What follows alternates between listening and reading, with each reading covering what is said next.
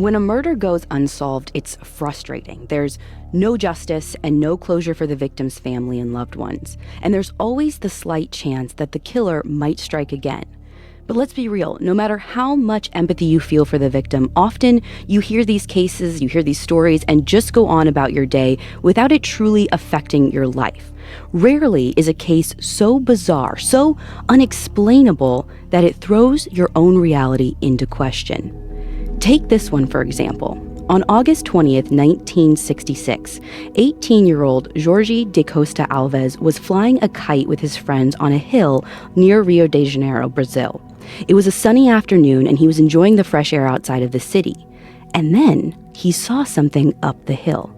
2 dead bodies lying in the grass. Both were dressed in formal suits and identical raincoats. They were laying peacefully with their hands behind their heads, almost like they'd laid down for a nap and just never woke up. And on the ground next to them were 2 masks, about the size and shape of sunglasses, but made out of solid lead. The whole scene was so surreal, it sent Georgie running down the hill in terror. But things would only get weirder from there. By the end of the week, police weren't even sure if the killer they were looking for was human.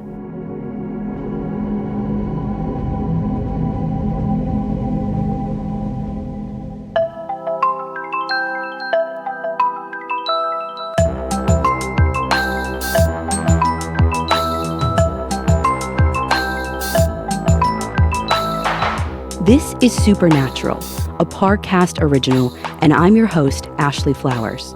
Some of you might know me from my show, Crime Junkie. In this show, I'm teaming up with Parcast to dive even deeper into the unexplained. Paranormal events are fascinating to me because they force you to reconsider everything you thought you knew. A lot of the time, maybe even most of the time, supernatural claims can be debunked. But sometimes, even skeptics have to admit that the facts of a case don't add up to a solution. To get to the truth, you have to look beyond what we know is real and consider what else could be, even if it sounds irrational or hard to believe. On this show, we're going to take some of the strangest occurrences from around the world, put them under a microscope, and try to figure out what really happened. This week, we're starting with a pair of unexplained deaths in Brazil, known as the lead masks case. You can find all episodes of Supernatural and all other Parcast originals for free on Spotify. And if you like what you're hearing, reach out on Facebook and Instagram at Parcast and on Twitter at Parcast Network.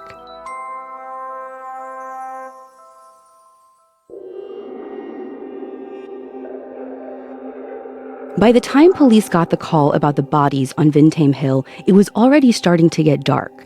The hill is surrounded by thick forest and brush, so for everyone's safety, they decided to hold off until morning. Of course, the press didn't take the same precautions. When officers finally did arrive on the morning of August 21st, 1966, Vintame Hill was already swarming with reporters. They even snapped a few photos before the bodies were carried away. Unfortunately, all of the original sources are in Portuguese, and more than 50 years later, it's hard to track them all down. But some of them were summarized in English in the Flying Saucer Review, which, despite the name, was a fairly credible journal in the 60s. Based on those articles, here's what we know about the police investigation. The only easy part of this case was identifying the victims. 32-year-old Manuel Pereira de Cruz and 34-year-old Miguel José Viana. Both men were electronics technicians from the town called Campos dos Goitacazes, which is about 175 miles northeast of Rio de Janeiro. Both of them were happily married, well-respected in the community, and led pretty normal, unassuming lives. According to their families, Miguel and Manuel had left town on the morning of Wednesday, August 17th, 1966, 3 days before their bodies were found. They said they were heading to Sao Paulo to buy some electronics equipment, along with a used car they'd been looking at. They took some money with them, somewhere between 2 and 3 million cruzeiros. The conversion rate is a little hard to calculate, but that's somewhere worth like a few thousand US today. At about 9 a.m., Miguel and Manuel headed out to the bus station, accompanied by a friend named Elcio Gomez. Elcio wanted to go into the bus station and see them off, but the other 2 men insisted that he just drop them off outside.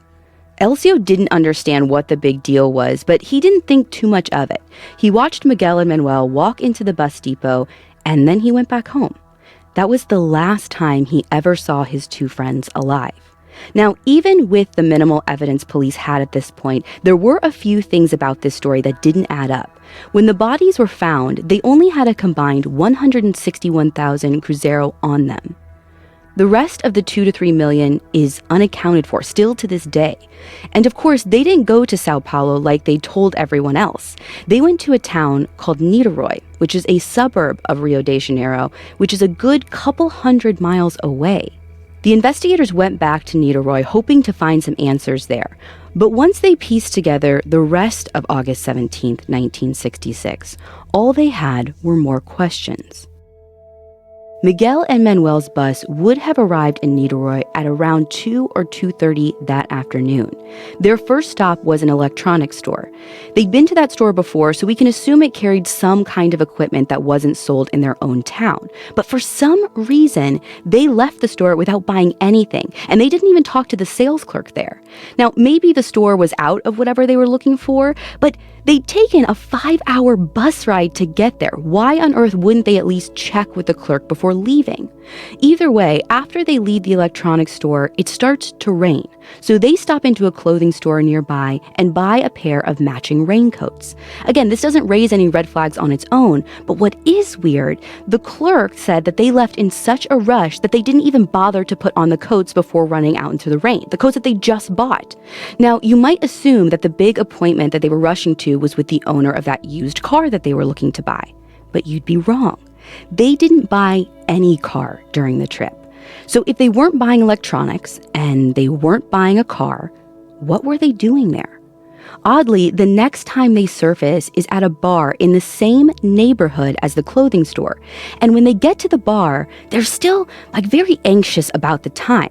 Miguel goes to the counter and orders a bottle of mineral water. According to the bartender, he's acting just very nervous and impatient. And while he's ordering, he keeps glancing over at the clock. After paying for the water, Miguel keeps the receipt. And this might not seem like a big clue, but Brazil has a recycling policy where you could return empty bottles for a deposit. So whatever or whoever they're waiting for, Miguel assumes it won't take too long, and he'll have time to return the bottle before heading home that evening. No one saw Miguel and Manuel leave the bar, so we don't know if they met someone there or they left alone. But at 5 p.m., they're seen at the foot of Vintém Hill, which is just outside town. They pull up in a Jeep driven by someone with blonde hair. There were 2 other men in the car as well, but the witness couldn't see them clearly. Whoever these 3 men were, they were the last people to see Miguel and Manuel alive. So by this point, police had mapped out all of their movements from leaving home in the morning to arriving at the hill that night. But none of it offered any clues about what actually happened next. We already mentioned a few of the strange details at the scene of the deaths, but if we take a closer look, it's even more baffling. Let's start off with what they didn't have, the money that they brought with them. The most obvious possibility is that this was a robbery gone wrong. But staging a scene like this would have taken a lot of time and effort for not a ton of money, and they also left some behind. Also, there were no injuries on either of the bodies. No cuts, no bruises, no burns, no sign of violence at all. When the coroner did an autopsy, there were no internal damages either.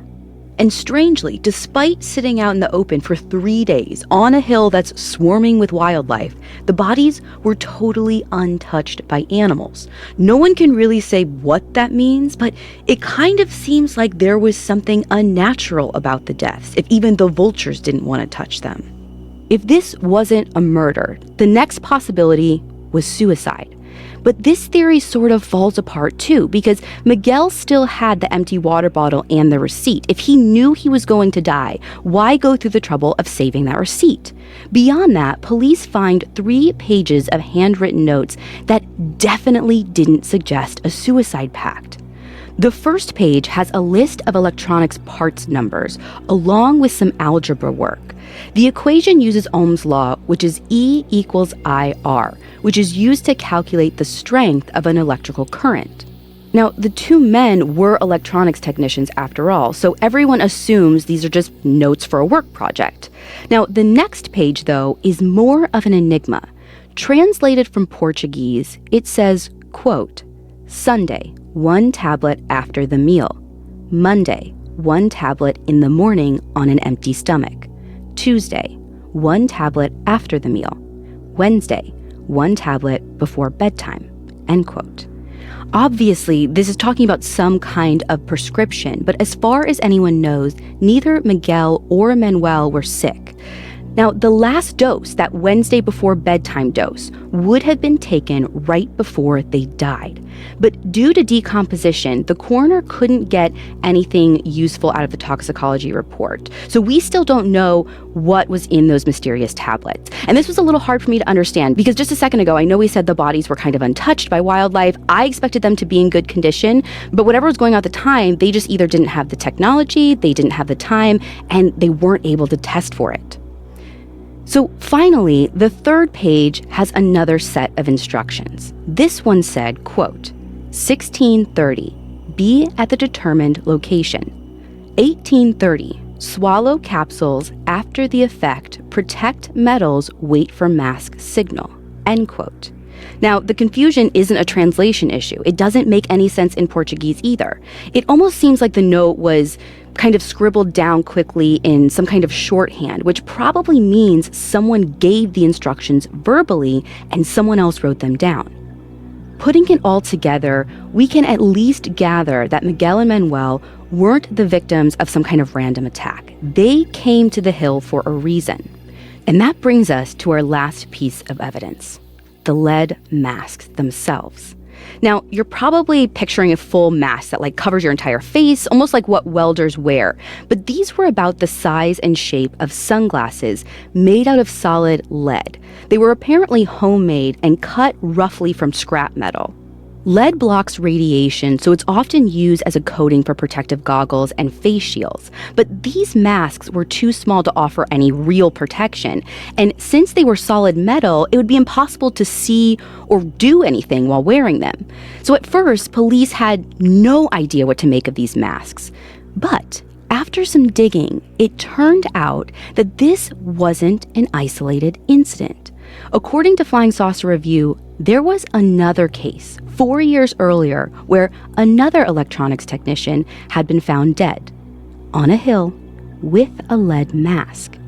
In that previous case, the police determined that the man went up to the hill and took some kind of drugs because he was convinced it would allow him to pick up radio and TV signals with his mind. Now, one delusional technician we can accept, but 3 is a different story. There was something bigger going on here, and no one knew how many lives would be taken before this was over. We'll keep digging into the investigation right after this. Let's get back to the story. When Miguel and Manuel died in August 1966, they left behind dozens of questions and no answers. Making the case even stranger, a victim had died in the same unusual circumstances 4 years earlier. That previous case was reopened, but police didn't find any connections to Miguel or Manuel, apart from the fact that all 3 of them were TV repairmen. The investigators keep digging, and pretty soon they found another lead. But it wasn't quite what they expected. As it turns out, Elcio Gomez wasn't the last person to see Miguel and Manuel before they left for Niterói. While they were waiting for their bus, they actually ran into Miguel's niece, just by coincidence. He tells her the same story about going to buy a used car. Now, of course, the niece is a little skeptical, and she wonders, why are you taking a 5-hour bus ride to a city 200 miles away just to buy a car? You could probably do that a lot closer to home. So Miguel breaks. He tells her the truth, or at least part of it. Buying the car isn't really the purpose of the trip. There's another secret purpose, and he can't tell anyone about it yet, not even her. But he promises that when he gets back, he'll tell her whether or not he believes in spiritism. Spiritism is basically the belief that the spirits of the dead live on in a different realm, and it's possible for the living to make contact with them. It's hugely popular in Brazil. In fact, it's the third most popular religion in the country. But it was actually started by a French writer in the 1850s known as Allan Kardec. Now, in the 1800s, seances and clairvoyance were a big deal in Europe. And like every trend, it inspired a wave of knockoffs. Eventually, a bunch of mediums were exposed as frauds, and skeptics started to doubt whether anyone was legit. But Allan Kardec, who was a scientist and a medical doctor, had been to seances himself, and he'd seen some things that he couldn't dismiss as a mere hoax. If these phenomena are in fact real, there has to be some way to prove it. So to get to the bottom of it, Kardec devises an experiment. He puts together a list of over 1,000 questions about the spiritual realm, the creation of the universe, the meaning of life, etc. Then he takes these questions to 10 different mediums throughout Europe who claim to be able to channel spirits.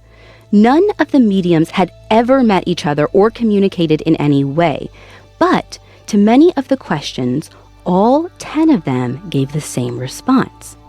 Kardec compiles those matching answers into a book titled The Spirit's Book, which outlines his new philosophy. Without getting too far into it, the basic idea is that every person has an immortal spirit, or what some might call a soul.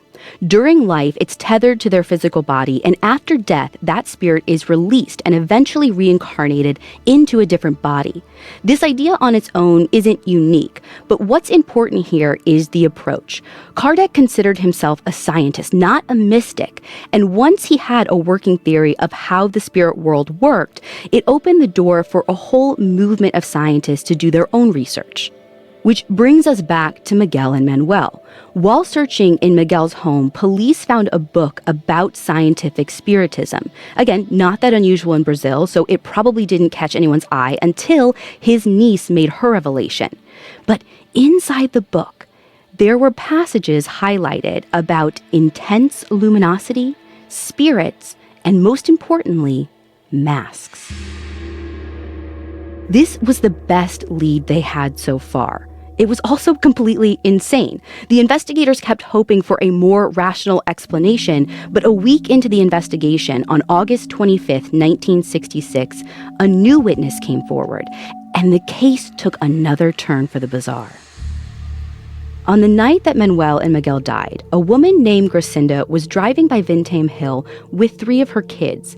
She saw something hanging over the top of the hill, an orange oval-shaped object engulfed in a ring of fire. She stopped the car and she and her kids just stood there and watched it for a few minutes. It was rising and falling in the sky, sending out rays of blue light in every direction. That first eyewitness account would be easy enough to dismiss on its own.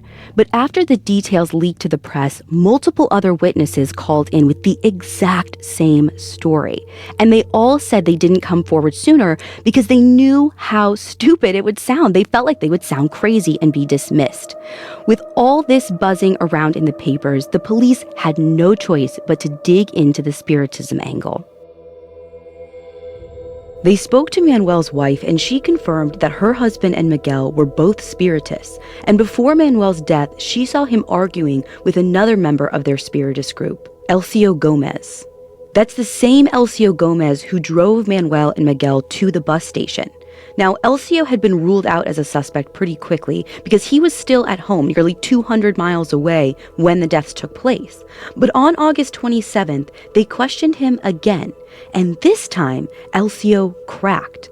Not only were he, Manuel, and Miguel all scientific spiritists, they were part of a secret occult society. In fact, according to Elcio, nearly every electronic specialist in the area was involved in the society. The purpose of this secret group is still sort of a mystery, but they were involved in some strange experiments related to spiritism. Specifically, Elcio, Manuel, and Miguel had been working on a technique to contact beings on Mars. One of the basic teachings of spiritism is that there's life on other planets, and where there's life, there's a spirit. Hypothetically, it would be possible to contact a Martian, living or dead, the same way you'd contact a human spirit. Earlier that year, they'd built an electronic device for that purpose, which they attempted to use in Manuel's garden, but all it did was violently explode. But after the smoke cleared, Manuel found a strange powder sprinkled around the garden, and to him, this was evidence that a spirit had been there. A while later, on June 13th, they tried this again. This time, probably for safety reasons, they decided to move their experiment to Adafona Beach, which is about 24 miles outside of town. Soon after they get there, an intensely luminous object descends over the shore. After about 5 minutes, the glowing object starts rising. Then, and this part was confirmed by witnesses, there is a blinding flash of light, and it all goes kaboom. Once again, after the explosion, Miguel and Manuel found the same suspicious powder around the beach, possibly a sign that the light they saw was an alien spirit. This is where it gets really interesting, because the police already knew about what happened at Adafona Beach. The explosion was so powerful it was felt all the way back in Campos. The Brazilian Navy was already looking into it.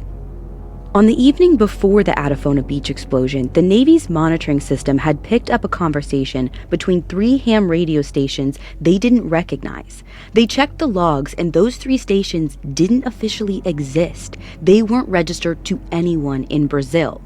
According to Elcio, Miguel and Manuel ran a secret radio station, so one of the 3 signals had to have come from them. The other 2 are still a mystery, but whoever they belong to, they must have been in on the experiments as well. There are a few theories about who these people might be, and we'll look into those possibilities right after this. Now let's get back to the story.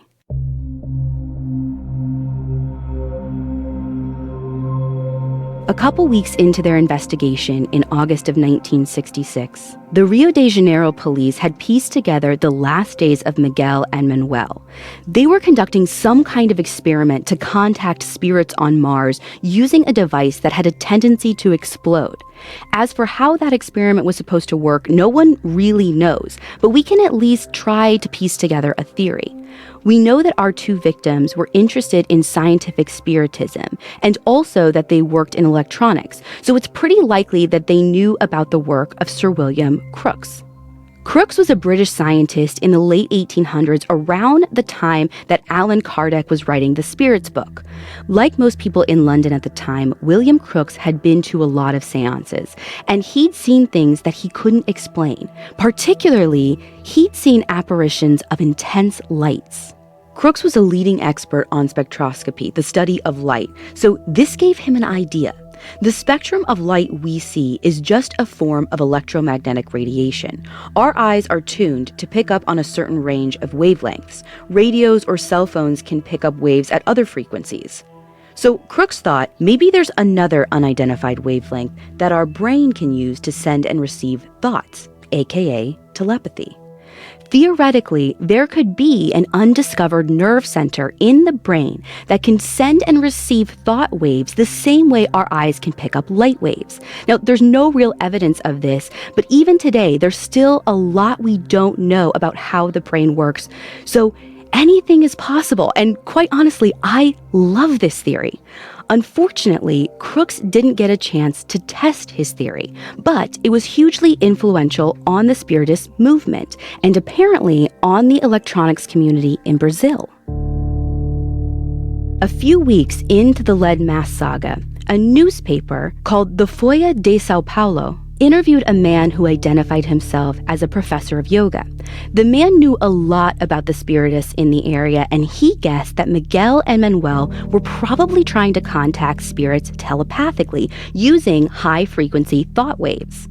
He goes on to say that a lot of local spiritists use psychedelic drugs like LSD or mescaline to enter this higher state of consciousness. Now, there's a few studies that look at how psychedelics affect brain activity. The general finding is that the way the brain acts on psychedelics is similar to the way it behaves when a person is dreaming. The imagination is unconstrained and the sense of self-identity is weakened. And according to Spiritist teachings, it's much easier to perceive spiritual phenomena. A Brazilian scholar named Father Quevedo echoed the same idea.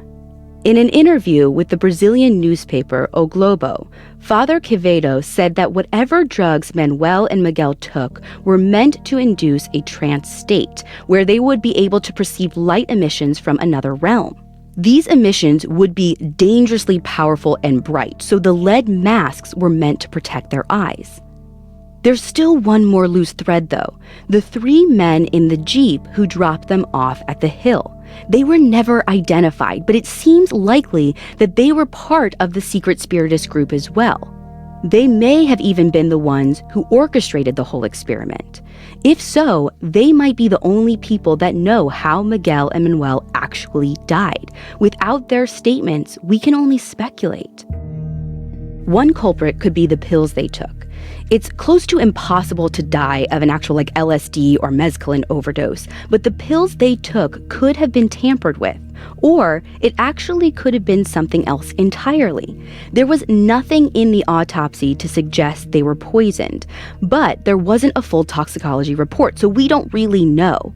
Another possibility is electrocution. Their previous experiments all involved an electronic device, although there was nothing like that found on the hill. If there was a device involved at some point, it would be pretty dangerous to mess with it outside in the rain. There was no signs of electrocution on the bodies either, but decomposition might have made it hard to tell. And of course, there is another option we can't ignore. Miguel and Manuel could have been murdered.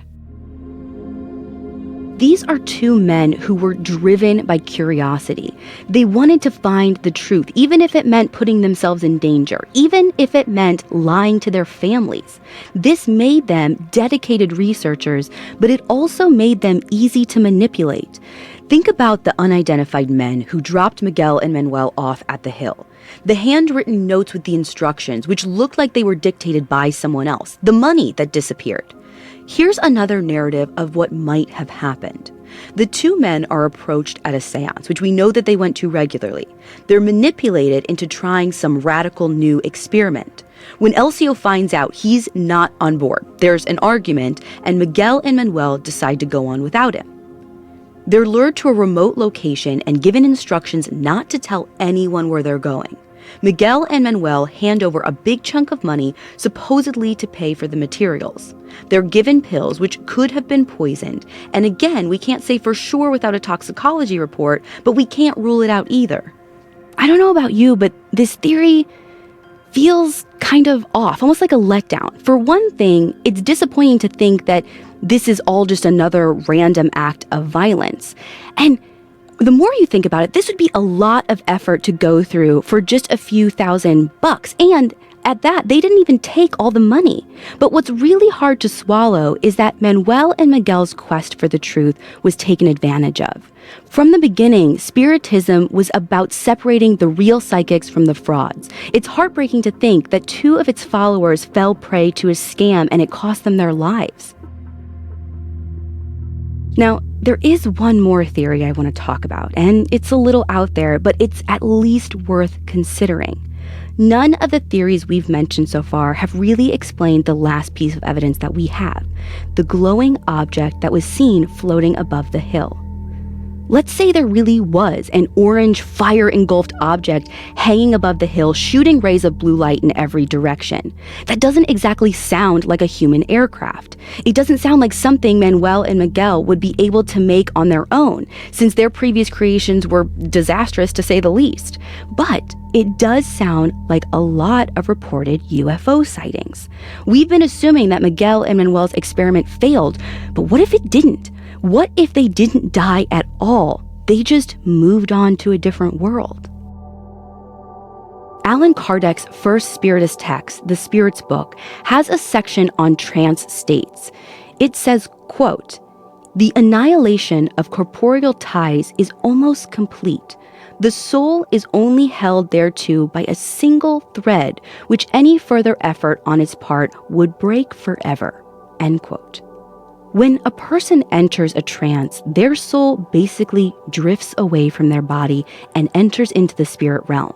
And after seeing the harmony of the whole universe open up, sometimes these souls don't want to go back to their bodies. When this happens, the Spirit's Book says, quote, If he sees that his future situation will be better than his present one, he makes an effort to break the links that bind him to the earth." End quote. Just for the sake of argument, what if Manuel and Miguel made contact with the spirit world and chose to stay there? It would explain the light that was seen over the hill. It would explain the sudden simultaneous deaths with no apparent cause, and it would explain why no signal pointed to suicide. They weren't planning on the outcome. It just happened. Maybe it's wishful thinking, but of all of the options we've discussed, it's the one Manuel and Miguel would have wanted.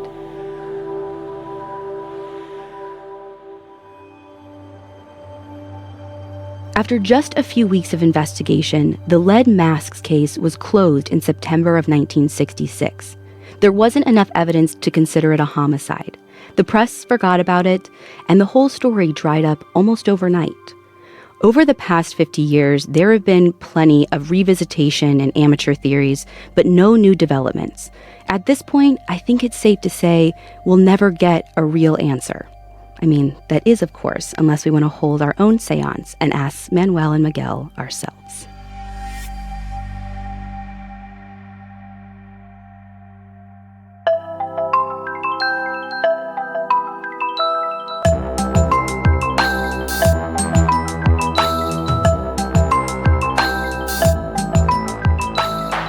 Thanks for listening. I'll be back next week with another episode.